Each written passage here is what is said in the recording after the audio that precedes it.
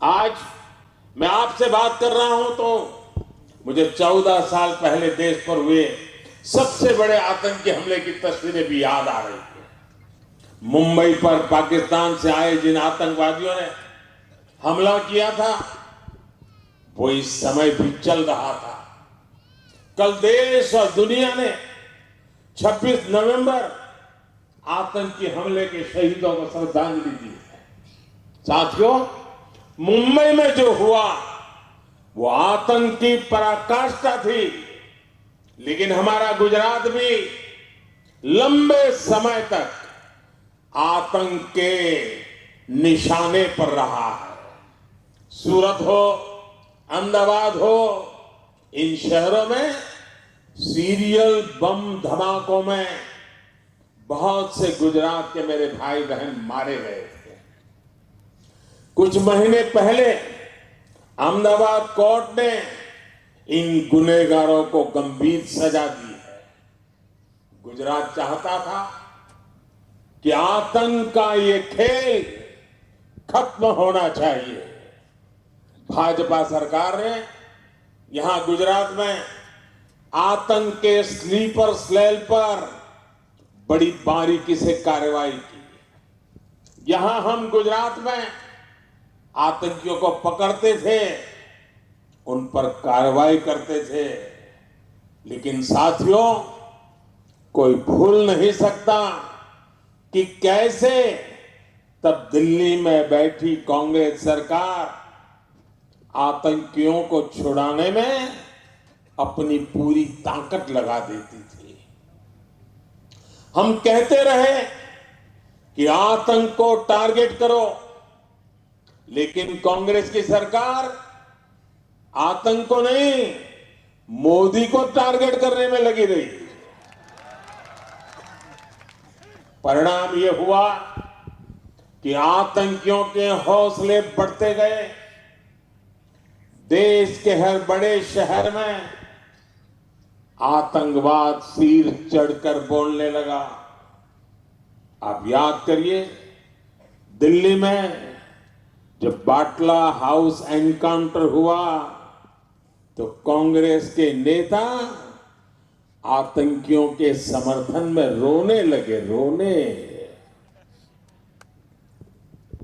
कांग्रेस आतंकवाद को भी वोट बैंक की नजर से देखती है, तुष्टीकरण की दृष्टि से देखती है।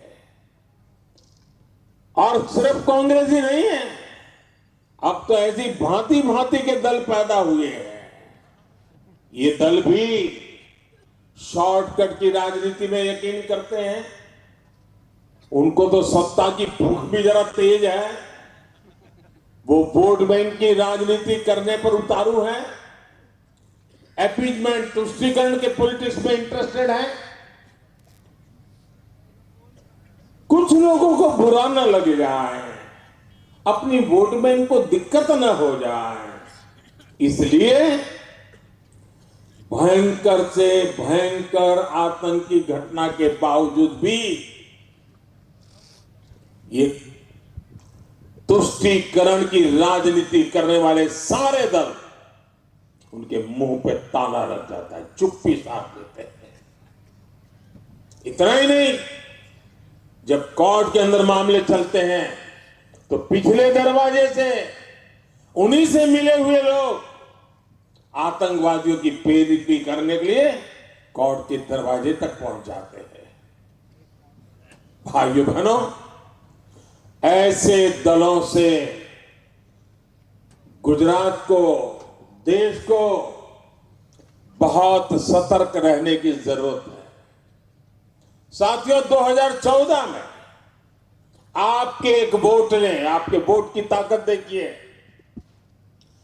आपके एक वोट ने आतंकवाद को कुचलने में हमारी बहुत मदद की है।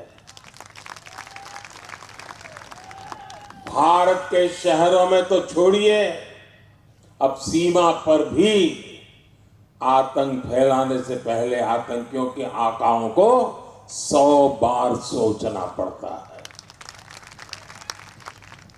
अब भारत आतंकियों के घर में घुसकर उन्हें खत्म करता है। लेकिन कांग्रेस हो या वोट बैंक के भूखे कुछ दल, ये लोग सर्जिकल स्ट्राइक पर भी सवाल उठाते हैं, हमारी सेनाओं के सामर्थ्य पर भी सवाल उठाते हैं। भाई और बहनों, दुनिया में हम देख रहे हैं कि जिस भी देश ने आतंकवाद को हल्के में लिया, वो आतंक के चंगुल में फंस गया। आतंक की विचारधारा गई नहीं है, कांग्रेस की राजनीति भी नहीं बदली है, और कांग्रेस के सिक्कर के छोटे छोटे नए नए दल भी वोट बैंक की राजनीति के अंदर उलझ गए हैं। वोट बैंक की राजनीति जब तक रहेगी तब तक आतंक का खतरा बना रहेगा। ये भाजपा की डबल इंजन सरकार है जो आतंक पर लगाम लगाने के लिए लगातार काम कर रही है। हमें गुजरात को आतंक के खेल खेलने वालों से हमेशा हमेशा बचा के रखना है। रखना है कि नहीं रखना है? रखना है कि नहीं रखना है? गुजरात की जिस पीढ़ी ने कर्फ्यू तक नहीं देखा, 20-25 साल के नौजवानों ने कर्फ्यू नहीं देखा है, जिन नौजवानों ने कर्फ्यू तक नहीं देखा है, मुझे उनको भी बम धमाकों से बचाना है। और ये काम कौन कर सकता है भाइयों? ये काम कौन कर सकता है? ये काम कौन कर सकता है? ये काम कौन कर सकता है? ये काम भाजपा की डबल इंजन सरकार ही कर सकती है। भाइयों बहनों, આ લાંબી લડાઈ છે અને એના માટે એક મજબૂત સરકાર અને તમારા જેવાનો મજબૂત સાથ યા દેશને બહુ જરૂરી છે ભાઈઓ। આજે ગામડામાં સમૃદ્ધિ આવે એના માટે અમારો ખેડા જિલ્લો ગયા 20 વર્ષમાં આપણે જે રીતે પ્રગતિના નવા વાવણી કરી છે ભાઈઓ, ડેરી સેક્ટર હોય, હજારો કરોડ રૂપિયાનો કારોબાર પશુપાલકોના હાથમાં, ડબલ એન્જિન સરકારે હવે આ પશુપાલકોનું સામર્થ્ય વધારવાની દિશામાં કામ ઉપાડ્યું છે। કિસાન ક્રેડિટ કાર્ડનો લાભ હવે પશુપાલકને મળે એના માટેની યોજના બનાવી છે, જેના કારણે ઓછા વ્યાજે બેંકમાંથી પૈસા લઈને પશુપાલનના ધંધાનો વિસ્તાર કરી શકે। પશુઓના ટીકાકરણ માટે રાષ્ટ્રવ્યાપી કામ ચાલી રહ્યું છે। હજારો કરોડ રૂપિયા ખર્ચીને દરેક પશુના ટીકાકરણની ચિંતા છે। અને જેમ આપણું આધાર કાર્ડ કાઢ્યું છે ને, એમ પશુનો પણ એક અલગ અલગ આઈડેન્ટિટી કાર્ડ કાઢી રહ્યા છે આપણે। પહેલી વાર પશુઓમાં સારી દેશી નસ્લ ઉપર આપણે ધ્યાન કેન્દ્રિત કર્યું છે। રાષ્ટ્રીય ગોકુલ મિશન એના માટે કામ કર્યું છે।